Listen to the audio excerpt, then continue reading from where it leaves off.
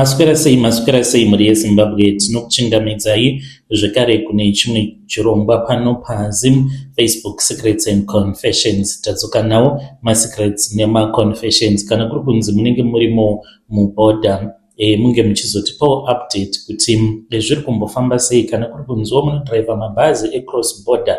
You can tell us kuti mubhodha makamira sei so that vamwe vanoteerera zvirongwa izvi vange vachizova neinformation yakazara. Regai tibva tapinda mumamessages edu atadzoka takakubatirai. Hanzi mukoma muri sei? Ndine makore 71 years, ndinogara muno muUK. Upenyu hwangu hwakaoma, mari ndinadzo but I feel lonely. Nekuda kwekuti ndakarasa mhuri yangu ndikatanga kuteverera magirlfriends muno muUK. Nyaya yangu ngaive sechidzidzo kune vana vose vevhu avo vari kuuya kuzoshanda kunoku kuUK.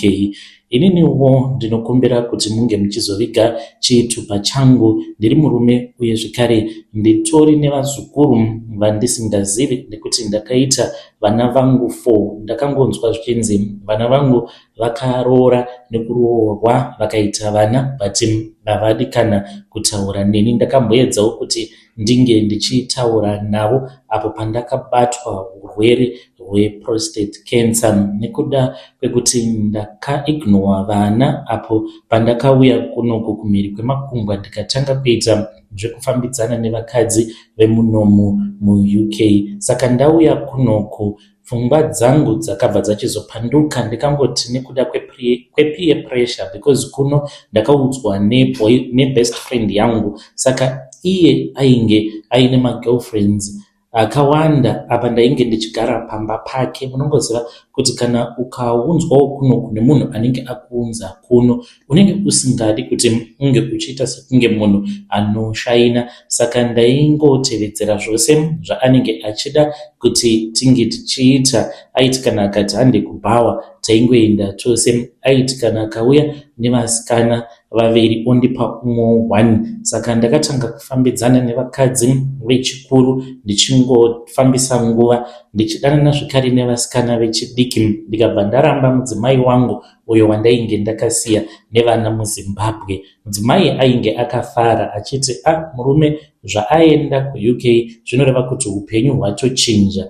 Zvakaitika izvi mainge muri mugore ra2005. Saka kushanda ndaishanda chaizvo, kutumidzirawo mari ndaingotiwo pano nepapo, but nekuda kwekuti ndainge ndava nemagirlfriends akati wandei apa mabills ekuno ndakabva ndapindana nezvikwereti zvekare. Saka mari yangu yainge yava kungoperera mumabills. Ndaiti ndasara nekashoma kamari kandinenge ndasara nako kuti ndinge ndichizoita sacrifice yekutumidzira mari iyoyo kumusha.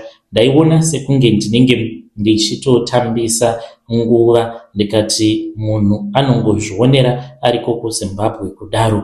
Ndakasvika pakusabatika pamafoni because ndainyara kubvunzwa nevamwe veukama kuti zvino mukadzi zveofa nenzara unoda kuti tinge tichiita sei. Ndakadzidzisa vakadzi vakati wandei mamwe magirlfriends avo andaisangana nawo muno muUK, vamwe vasitombori verudzi rwedu, ndichivabatsira nepose pandainge ndichigona napo kuti vange vachienderera mberi nezvidzidzo zvavo. Ndakasvika pakuva mutana ndine 71 years but handina kukwanisa kuita relationship nevana vangu vandakasiya kuZimbabwe.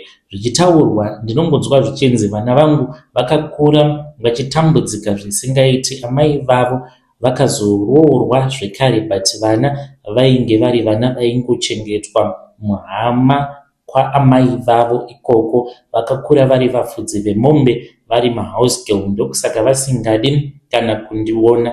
Iko zvino zvindakura ndangomirirawo kufa nekuda kwekuti ndakange ndichingoita zvemagirlfriends. Handina kunge ndiine any permanent relationship, saka hakunawo anombouya achizondishanyira. Ndinongogara so ndiri ndega, ndakangomirirawo kungofa. Pandakaedza kuti ndinge ndichitsvaka vana vakangobvunza vandainge ndatuma kuti baba, isu hatina baba isu vari kuUK, but vana vanotozviziva kuti baba vavo vari kuno kuUK, ini ndikafa mukoma kunyange ndakavatadzira vana ava, chinganditadzisa kuti ndinge ndichimuka ngozi chingava chii pakadai kana ndaramwiwa nevana vangu, because ndanga ndiri kudawo kuti vana vangu vange vachiuya kuno kana vauya kuno ndikwanise kuvawo nerelationship navo, zvekare nevazukuru vangu ndikwanise kuonawo vazukuru vangu.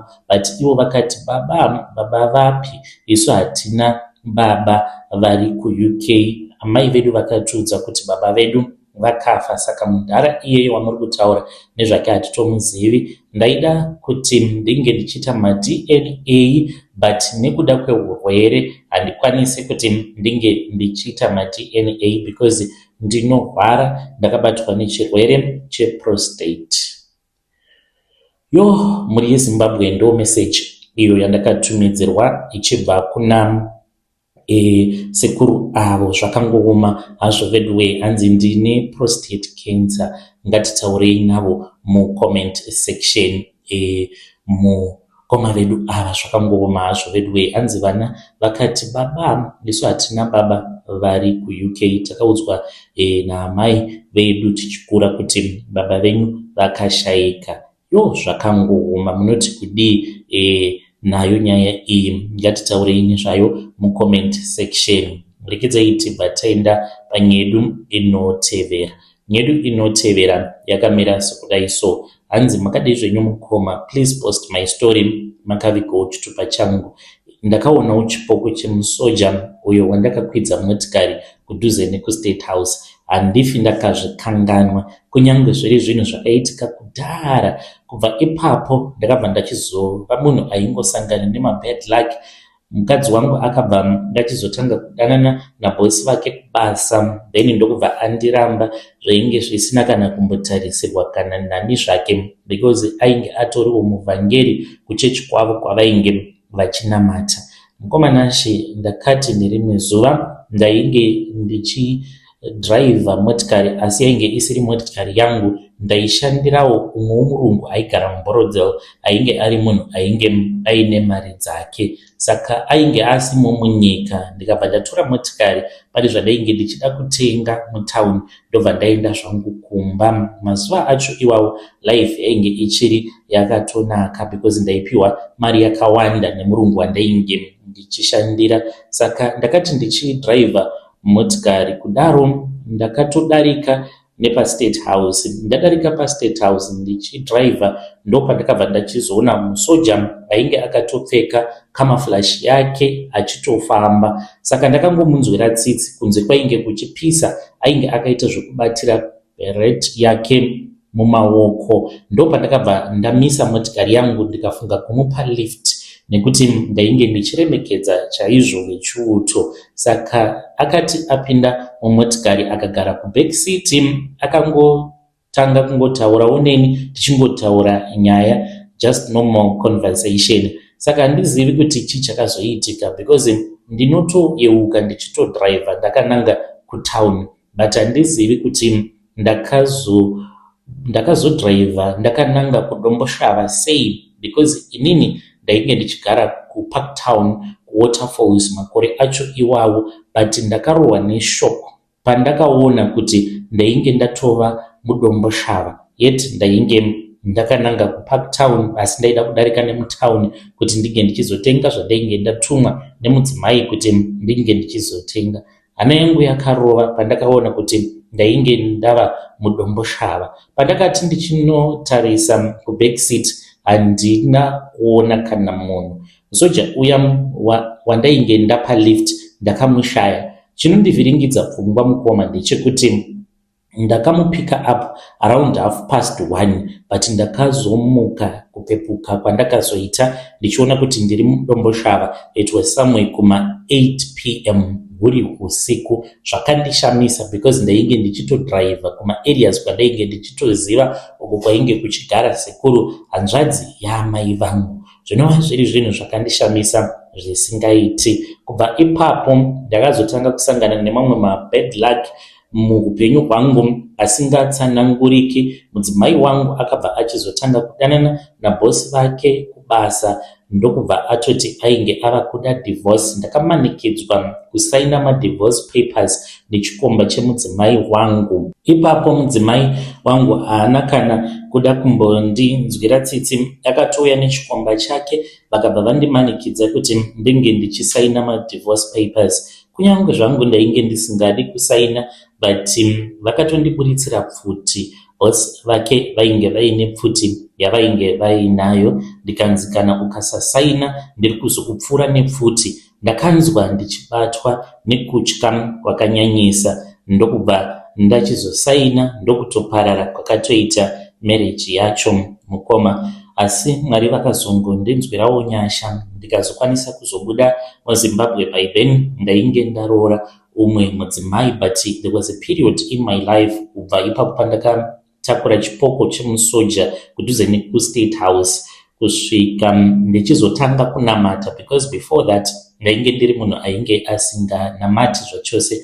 Ndaisatobhilivha kuti Mwari variko nekuda kwekuti ndiri munhu akakura achitambudzika, but bamukuru vangu, mukoma wababa vangu, vainge vatori mudhikoni kuchechi, vainge vaine mari yakawandisa, but vaikwanisa kana kungoita utsinye hwekuti vaiti kana vakakumbirwa kana chouviri nevabereki vangu vaivanyima. Sezvo ndainge ndichigara navo, ndaitozviziva kuti mari vanenge vainayo, asi paiti kana pakauya maelders kana kuti mapastors vekuchechi vaibva vavapa mari. Saka ndozvakakonzeresa kuti ndige ndichizova munhu akazodzikira pakunamata kwake. Ndakazotanga kunamata mushure mekunge ndarambwa nemukadzi, ndava kutambudzika, but zvaitwa nabamukuru zvekuti vaiti kana baba vangu naamai vakavashanyira nedzimwe hama idzo dzavaiona sekunge ihama dzakashoreka dzinenge dzabva kumaruzevha sezvakaita vabereki vangu, painge paine madining room maviri, kwainge kuine kumwe kwekuti vabereki vangu ndokwavaingonzi vanogara ikoko, kuine mamwe masofa ainge akangoitawo zvawo ari ekudhara, kwozoita imwe dining uko kwavaiti kana hama dzavo dzekuchechi dzikauya kuzovashanyira ndokwavaipiwa nice treatment variko ikoko. Kunyange vakashanya vabereki vangu varipo, vaitobva kunenge kuine vabereki vangu vonogara nemaelders, mapastors ekuchechi. Saka zvinhu zvakakonzeresa kuti ndige ndichiva munhu akazodzikira zvikuru kwazvo pakunamata kwangu. Ndakazototi ndazotoona chipoko, ndasangana nechipoko, upenyu hwaoma, kwava kuzototanga kutoti kutanga kunamata zvekare. Asi Mwari ndinoda kuvatenda because vakazongondinzwira tsitsi Mwari, ndikazokwanisa kuchinjawo upenyu hwangu kwava kubva ndachizouya kunoku kumhiri kwemakungwa. Mhuri yeZimbabwe ndo message iyo yandakatumidzirwa ichibva kuna mukoma vedu avo. Zvakangooma hazvo vedu hanzi kuState House ndakaona chipoko chemusoja. Kana makambosangana nazvo, come to my inbox and share with us your own side of the story. Rekedzai tibva taenda panyedu inotevera. Hanzi mukomana Chimurisei, ndakauya kunoku kuIreland mugore ra2025, but zvinhu zvakaoma. Ndinoda kungoudza vamwe vanhu kunzoko, kana muchida kuuya kunoku kumhiri kwemakungwa musazviita muchishandisa mari dzezvikwereti, because munozoona sekunge uri kushandira mahara, because every month unenge uchingoshanda kungodzosera mari dzevanhu.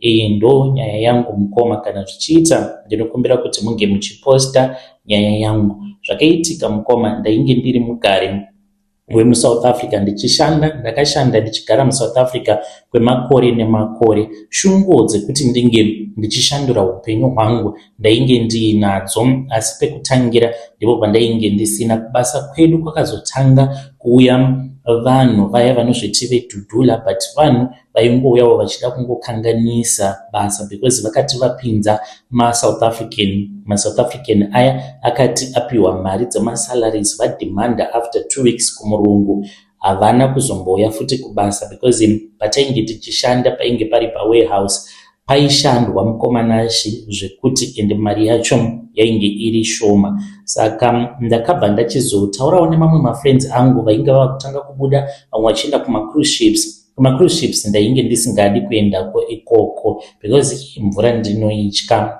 kana chikepe chikazonyura urimo mumvura, saka ndainge ndisingadi kuenda kuma cruise ship.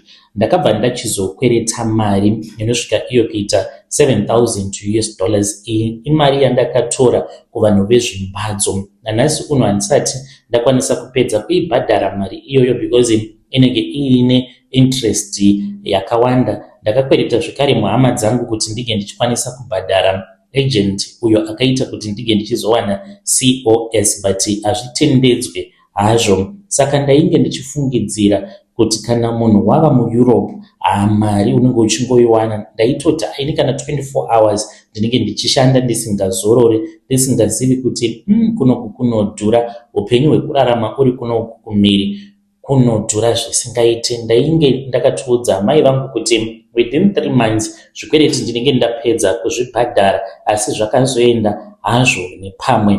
Ndakawana basa zvechokwadi, ndikabva ndatanga kushanda, but ndinopiwa basa rine mahours mashoma, mari yacho inoperera murent nemabills. Saka ndakazoti ndaona kuti mari handisi kukwanisa kuibhadhara, mai vangu vava kunetswa nevanhu vezvikwereti. Ndopandakabva ndachizotanga kufunga kuti ndoita sei, ndikabva ndachizoita desperation isingaite. Ndakabva ndachizosarudza kuti ndinge ndichiita zvekutengesa muviri wangu, ndikutoita sex working kuno kuisland kuti ndinge ndichikwanisa kubhadhara mabills, kutumira mari kumusha zvekare. Vanhu havatozvizivi kuti ndo zvandiri kuita. Ndinongoonekwa ndiri munhu anongozvigarira ari ega, handimwi doro, I don't go out, but ndinosangana nevarume online. Usually vamwe vacho vanenge vari maZimbabweans, vari varume avo vandinosangana navo online. It will be no strings attached, and nditori nemaprizes angu. Vanotouya kumba kwangu then ndotobhadharwa paya. Mari dzandiri kubata sometimes mukomananshi, mari yandinobata per week inenge yakatowanda kutodarika mari iyo yandinowana kana ndiri kubasa. Kubasa hangu ndinoenda mukoma, but ndo nyaya yacho iyo iripo. Kana mukazoposta nyaya yangu muzondizivisawo, ndichange ndiri mucomment section. Kune vaya vanenge vaine tarisiro yekuti vanoda kuuya kunoku kuEurope, please, kana mauya kunoku ukatanga kushanda, kana zvichitoita, kana uchikwanisa motikari, tenga motikari cash, usamhanya wapinda muzvikwereti, macredit card kana mafoni. If you can, tenga everything cash, kutotenga kana iPhone second hand, then kana waya settle down wozotanga kuita zvemacredit card, mafoni name. Uye zvekare usauya kunoku washandisa mari dzevanhu, because zvinhu kuti zvinge zvichizobhalansa zvinotoda makore. Umwe munhu anenge ari kana kuSouth Africa haatozvinzwisisi kuti like how iwewe wava muisland but uri kungoramba uchingochema uchiti zvinhu hazvisi kukufambira zvakanaka. Zviriko futi kunoku kutori nevanhu vatova nemakore vachingojingirisa nekungojoinidza upenyu kuti vange vachirarama kalife kari nani munomu, but kumusha zvakadhakwa kusina kana any improvement. Ndakaramba izvozvo ndikati zviri nani kuti ndinge ndichiita hangu zvekuzvitengesa. Ndinganzi ndiri kukanganisa here zvandiri kuita izvi, nhai mukoma? Muri yeZimbabwe ndo message iyo yandakatumidzirwa ichibva kuna vanzvadzi vedu. Hanzi asi munhu wose anenge achinakirwa neupenyu ariko kuEurope ikoko, hanzi mabills acho akawandisa ende kunodhura. Let us try to speak with our dear sister mucomment section. Regedzai tibva taenda panyedu inotevera. Nyedu inotevera yakamira sekudai. Hanzi mukoma muri sei? Ndakaba kumbezi mugore ra2011 ndikapotsa ndafa. Inini zita rangu ndinonzi Anesu. Izvi zvakaitika mugore ra2011 mainge muri muna June pazvakaitika. Saka ndakabva ndachizoba kumbezi. Ndainge ndiri munhu aita zvekuba, ndaingofamba ndichingopoya ndichipinda mudzimba dzevanhu ndichiita zvekuba. handina kunge ndakaziva kuti muvakedzani uyo wandakazobira kumbezi rake raainge awacha. Ndaifungidzira kuti iye ainge aenda kubasa, but ainge arimo zvake mumba make. Hakuna munhu akandiona. Ndakatora gumbezi riya ndobva ndaenda naro kune vamwe amai avo. Mukadzi iyeye ainge ari munhu uyo wandainge ndagara ndichitengesera zvinhu zvokuba nguva dzose, saka tainge tichitowirirana zvekutodaro. Akatenga gumbezi riya ndokubva atoribatanidza nemamwe magumbezi awo ainge achitengesa, aitawo zvekutengesa hembe, but dziri hembe dzekubiwa. Saka ndakati ndapiwa kamari kangu kwava kutodzokera kumba paya ndiine kamari kangu kegumbezi nezvimwe zvinhu zvandainge ndaba musi iwoyo. Ndakati ndasvika pamba ndarara, ndakabva ndaona munhu akapinda mumba, saka ndakafungidzira kuti yainge iri mbavha. Ndikamuka ndichichema, mudzimai wangu akandibvunza kuti kochii, ndikati ndaona sekunge mumba manga mapinda munhu. Wamuonawo here munhu? Akati kwete, hapana munhu wandamboona ini apinda mumba. Saka ndakazoti ndarara zvekare, ndopandakangonzwa kuti ndakadzvinywa huro mukoma, ndakadzvinywa huro, ndainge ndisingachakwanisi kana kufema. Munhu uyu ainge akandidzipa huro. Pandakanovhura maziso kudai, ndaiona munhu ainge ari black ainge akandidzipa, akanditarisa achiti dzosa gumbezi rangu. Ndakaita 7 days mukoma, ndainge ndatova pedyo nekufa. Ndainge ndisingachakwanisi kufema zvakanaka, ende dzimwe nguva ndaitomboiswa pamushini uya wekufemesa because ndainge ndisingachagoni kufema zvakanaka.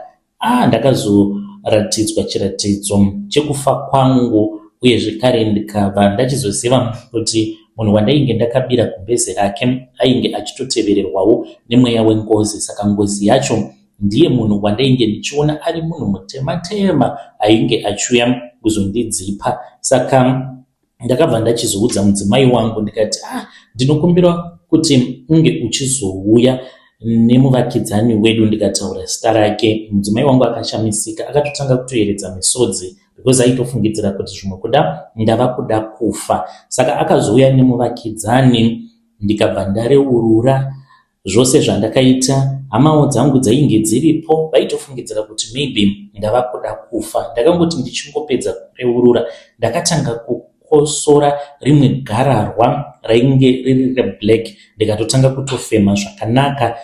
Ndakazogara zvangu muchipatara because vana chiremba vainge vachiri kuda kunyatsokuongorora nekucherechedza, vachida kunzwisisa kuti chainge chimbori chirwere chakaita sei chainge chandibata chakazoita kuti ndinge ndichizogosora gararwa rainge riri reblack kudaro. Ndo zvakaitikawo kwandiri izvi mukoma.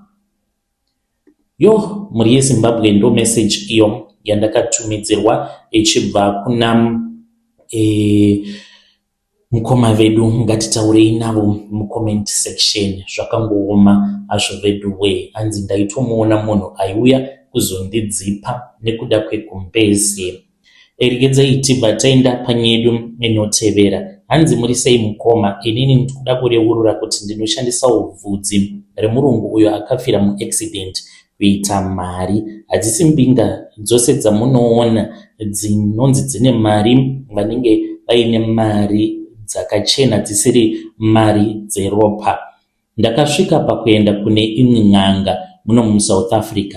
Ndasvikako ndakazonzi ndinge ndichisiya mari. Ndakatomboti zvimwe kuda ndavharwa because mari yandakasiya it was around 86,000 rands. Ndainge ndagara ndiri munhu ainge aine zvimari zvake, but life yangu yainge isiri kunyatsokufamba zvakanaka. Ndakange ndiine matambudziko andainge ndichisangana nawo. Ndikangoti matambudziko awa ndakatanga kusangana nawo mushure mekunge ndaenda kunoshanyira hama dzababa vangu because ndakakurawo ndichichengetwa kwana amai, but ndikazoti ndakura ndikati ndava kuda kuziva baba vangu. Ndakazosvika vafa, pane zvandakanoitiswa kuguva zvainge zviri normal, kungonoisa maflowers paguva nekungotaura navo kuti baba ndini mwana wenyu. Saka pandakazodzoka kuSouth Africa ndakatanga kusangana nemaproblems through my business partners angu mumatenders, tichinetsana. Ndikati ndinokwanisa kuzourawa ndikatanga kufamba ndichitsvaka n'anga yaikwanisa kundiprotecta, kundibatsira. Ndopandakabva ndachizonzi ndinge ndichisiya mari.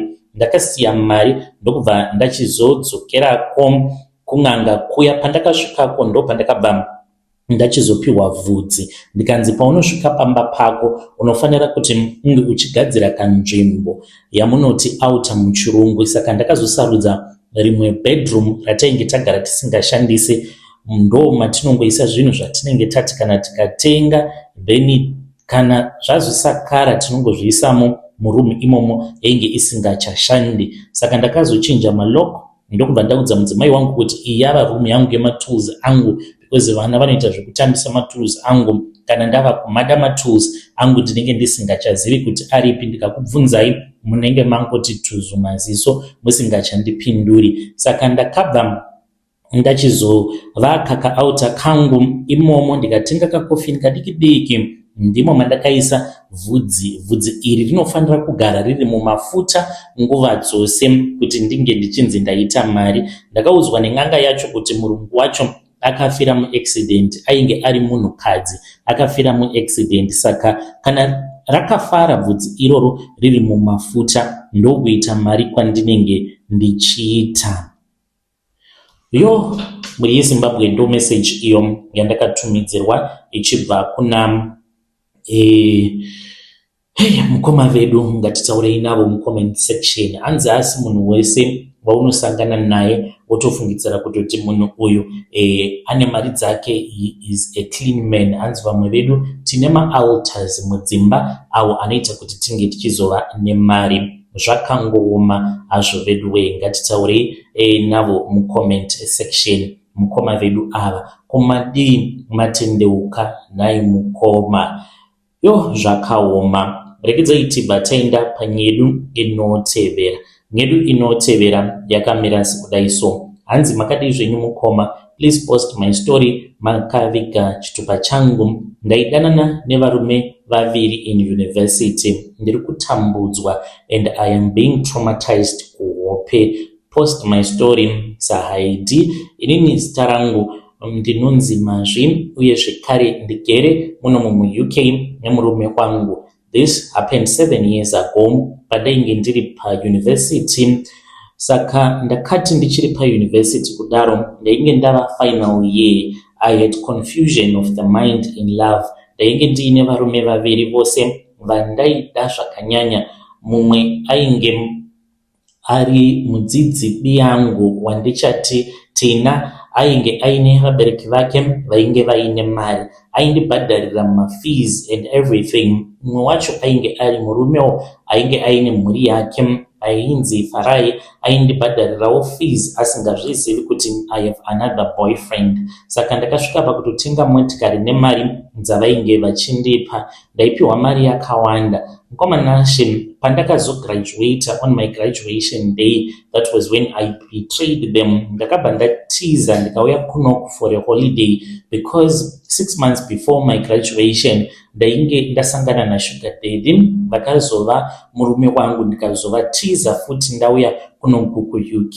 Saka vakabva vachizonditora vakauya neni for a holiday. Ndakabva ndabloka T uye zvekare naFarai vose ndakavabloka. Saka Tinashe uyo ainge akarwadziwa zvakanyanyisa pane zvose zvandainge ndakaita. Paakanzwa kuti ndainge ndatova nemurume akabva azviuraya, akazvisungirira murumu make, akasiya nota meno katsamba hanzi kaakanyora vaitoda kutondipa katsamba kacho vabereki vake. Mukoma Nashe ndakati nandiende kunogamuchira tsamba iri kunzi yakanyorwa nemunhu wandakaurayisa. So I just ignored them. Ndikati ngavandivenge zvavo asi handikwanisi kuti ndinge ndichienda kunovaona. So katsamba aka ndakaudzwa kuti ainge akanyora Tinashe kuti Mazvi wakandishandisa, ndakakuitira zvose, now wagraduate wandisiya ndisisina kana chinhu. Aiwa, uchazofara zvako madiro nekuti ini ndava kufa, ndiwe wandiuraya. Ndakangoti ameno. I then got married to Habi ndikazomusiya because rainge riri dhara. Ndakazosanganawo neclass yangu akadzidza ari wezera rangu. but iko zvino zvindiri kutambudzika mukoma, ndinorota hope, ndikangoti hope idzi ndinongodzirota over and over again. I'm very traumatized because ndinokwanisa kudzirota hope idzi 3 times in a single night. Ndinomurota Tinashe anenge achizvisungirira muhope dzangu over and over again. Ndinotanga kunzwa pain seyakanzwa apo paakazvisungirira nekuda kwangu. Ndakamboedza kuenda kumaprofets pandakambononamatirwa navamwe prophet vanomukurumbira, handina kuda kuvaudza chokwadi kuti sei ndainge ndabhadhara 1-on-1. Ndauya pano because I need advice. Kung'anga, ndikaenda kung'anga ndingawana rubetsero here kana kuti kwete? Yo, muri Zimbabwe ndo message iyo yandakatumidzirwa ichibva kuna vanzvadzi vedu avo ngatitaurei navo mucomment section. Vanzvadzi vedu zvakangooma hazvo vedu we. Hanzi ndine trauma, I'm being traumatized nechipoko chake Tinashe. Zvakangooma. Let us try to give her advice mucomment section. Ngatisanganei zvekare mune zvimwe zvirongwa zvinotevera.